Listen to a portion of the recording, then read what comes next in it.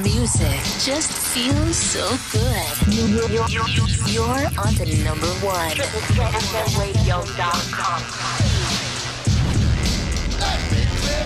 Welcome back to Triple Threat FM Radio. This is the Echo Chamber with DJ Echo, sponsored by Raise Energy Drinks. Go to www.reppsports.com to get 15% off of your purchase. Just use the discount code DJ Echo. Raise Energy Drinks and Echo Entertainment. Raise up and rock out. Right now, I am excited to have Arianna O'Dell, aka Outsourced Feelings, on the phone. Arianna, how are you? I'm good. How are you doing? I am doing great. I'm doing awesome.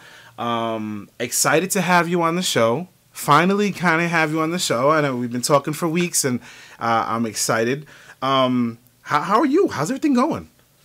I'm doing well. It's not so hot today, so I am doing way better than when it's 100 degrees in New York. Yeah, New York is crazy lately. It's either been hot or raining, and it's been kind of cool lately, which I'll take it. You know, maybe it's letting us know that fall's on its way. You know, something like that.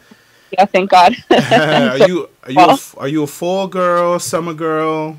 Oh, fall, winter. Even earlier this summer, I was looking up Airbnbs in Alaska. I was like, I got to get out of here. Okay, all right. All right. So listen, if you're ready, I'm ready. Let's kind of just dive right in. Definitely. All right, cool.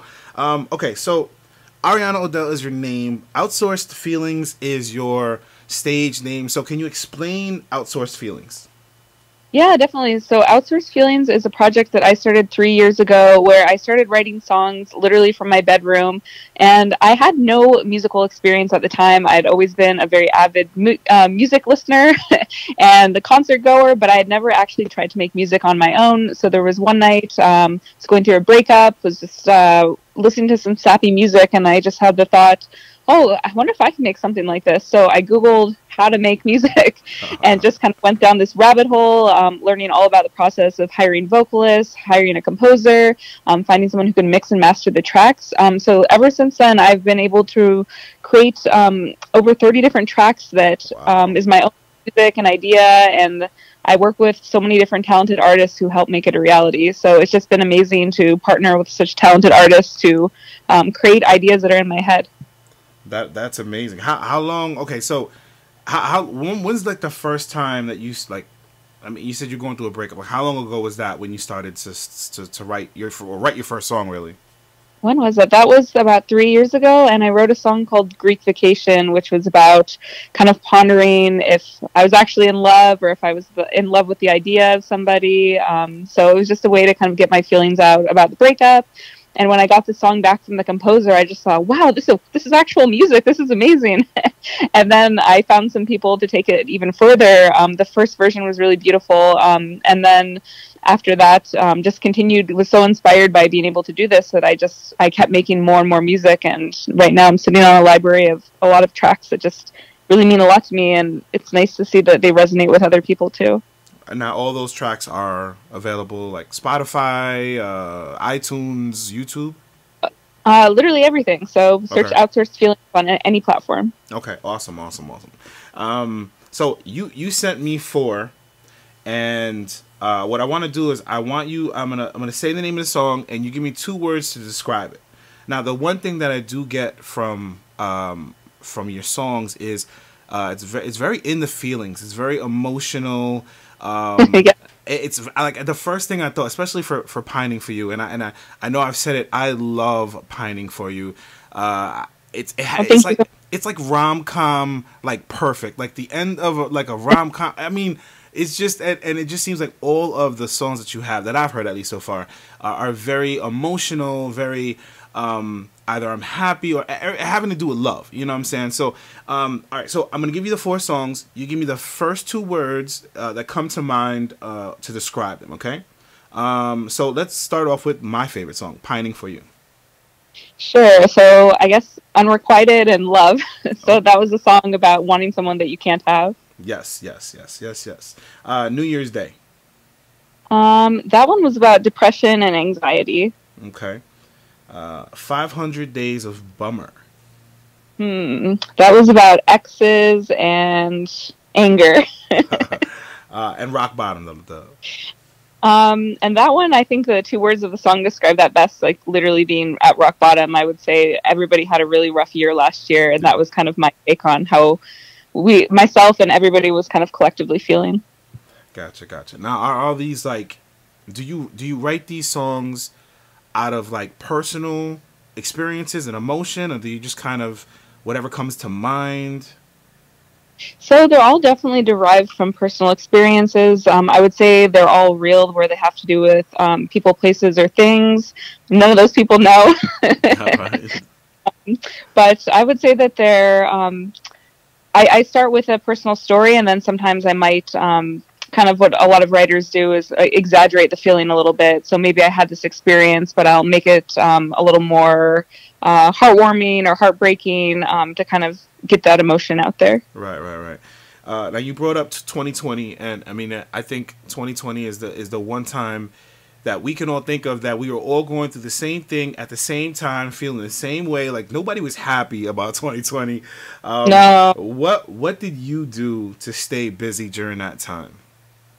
So what I did to stay busy was make so much music. I think that was the one thing that kind of kept me afloat last year was I worked on this album, the one that's out now, and it's actually an EP that's broken into two parts. So the first part just dropped now. The second part's going to drop in the fall. So there's 4 more new songs coming that is kind of my collection of feelings from 2020, where I was able to, while I was trapped at home, use technology and the internet to be able to connect with artists from all around the world and still create music, even though we were kind of confined to our homes this year. It was a nice experience to be able to work with other people when kind of everything was just shut down and in a standstill. Right. Now, do you find it? I've written music before, and I've gone through the process of writing it, then going to an engineer with a beat or a composer in that type of sense, and then going out and recording it. Now it's different in your case because you don't actually sing the songs, you write them, you go ahead and get somebody to. So is that process a little bit more difficult? Is it easy by now because you've done so many songs? Yeah, I think the process, it had never been necessarily difficult. It was just more of a learning experience of, I have to mix and master it. And I did end up wasting money in the beginning because I didn't know some of these steps, and I have to go back and do some of them over again. So it was a learning experience, but I think now I kind of have the process down to, okay, this is what I need. Right. This is who I need to help me with these songs. And now I can just turn out things very quickly. Depending on what I'm trying to make. Gotcha. Do you have like go-to artists that you automatically reach out to? Yeah, so I've worked with a lot of different vocalists, a lot of different composers. So the producer that I've worked with on all the tracks, his name is Nathaniel Wolkstein, and he's actually helped me on every single track that out is all his work. And then the first album was all the vocals of Julian Shearwood, who's actually on the track called Rock Bottom. Okay. Up to this point, what's been like your most memorable professional moment? Memorable professional moment. I would say that I actually wrote a song for MTV for their sync library that maybe one day they might choose to use in a TV show. So that was pretty cool to be somebody who has literally zero experience to one of the biggest names in music saying, You're right. That'd be crazy. So that was pretty cool. So they have it. It's just like in their archives somewhere, and one day they'll just be like, hey, we'll just use this one. That's the hope. And then I guess some other nice professional moments have been that I am working with 2 sync agents who have ties in the industry who are helping me try to get my music into TV shows and movies. So if that ever happens, that's a milestone that I'm really looking forward to in the future. Okay. All right. Well, that obviously that would be amazing. That would be great. You seem like super down to earth. Somebody like, hey, let's go get a cup of coffee. Let's go grab some tea, some chai, whatever. What keeps you grounded? What is your source of like stability? Do people usually describe me as down to earth? I think people would describe me as kind of down to earth, but also a little all over the place, like with creativity and different hands and different types of projects. But I would say what kind of keeps me grounded is that I try to only do things that are true to me. I know I should be chasing money and I need to chase money, but even with my music, people give me feedback all the time saying, oh, I don't like this, or you need to do this. And I only make music that I feel is really authentic to me. So sometimes, sure, maybe objectively this track sounds better if you add some more drums or you add some more hi-hats to it. And I'm like, well, I don't like those things, so I'm going to omit it from this particular track. So I think what keeps me grounded is I only want to do things that are true to me artistically and things that I think are going to help other people too. So with the music, it's really validating when people tell me that they resonate with it. And I've gotten messages from people around the world. One that was really touching was like, this is me and my friend crying to your song. Oh. Have you ever tried singing? So this weekend I went to karaoke with some friends, and they definitely have some blackmail, let's just say. Oh, here we go. Okay, all right. Well, you gotta at least try it. You know, you gotta at least try. Oh, I can rap a little bit. Oh, do you have is that something you're going to incorporate one day into? You know. I feel like it's something I'd really need to practice before I'd ever put it out there. But okay. Yeah. Do some Eminem. Oh, okay. All right. Okay, so give me two artists that you would love to write a song for. I would say I would love to write a song for Rob Thomas, because Matchbox 20 is kind of one of my day inspirations that I've just listened to so much. And then I would say Alex Turner. Also, I'm so inspired by the Arctic Monkeys, but I'd have to bring my songwriting to a level that would surpass his, and I don't even know if that's possible, because I just see him as such an amazing lyricist, and all of his music's just amazing. Gotcha. Okay. All right. Those are Arctic Monkeys and Match. Okay. Wow. All right.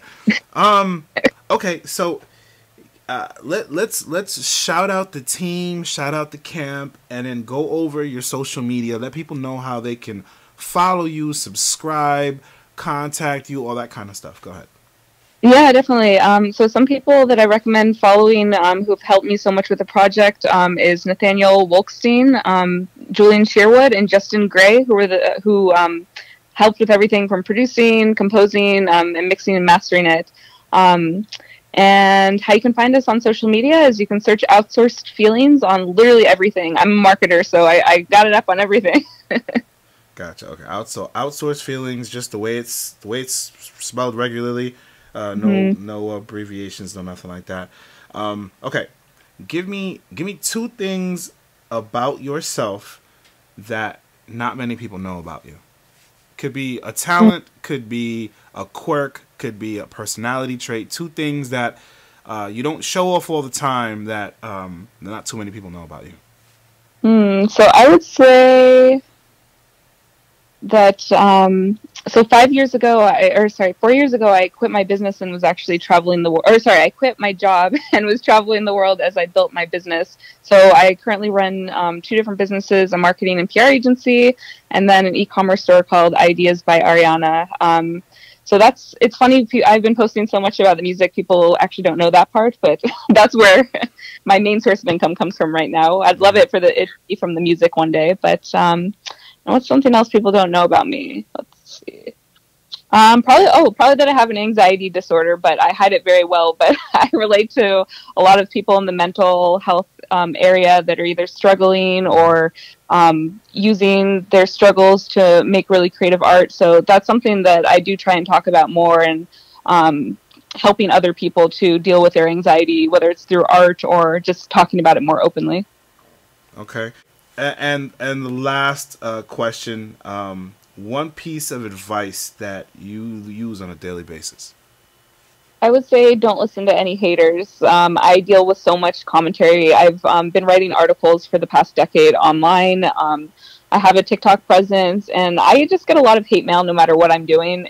So I think the biggest piece of advice is literally just don't listen to people. Just listen to what you want to do. And just try and be nice to everybody on a daily basis. You never know what other people are going through. Gotcha. Listen, that's some amazing advice right there, just because sometimes, you know, you want to listen to people out there. You obviously want to listen to fans. You want to listen to people that can, you know, that give input. But then there's always the haters that kind of mix into there, and so yeah, definitely kick those out. You don't want that negativity involved. Arianna, thank you so much. Thank you so much for your time. Thank you for the interview. At this time, what I'm gonna do is, as I always do, is I'm going to stop talking, and I want you to introduce one of the songs off of your album. I'll let you pick it out. You let them know. And thank you so much. And take it over. Yeah, definitely. So this is my song called Rock Bottom featuring... maybe I should redo that. This is my song called Rock Bottom featuring Julian Shearwood, and I hope you love it.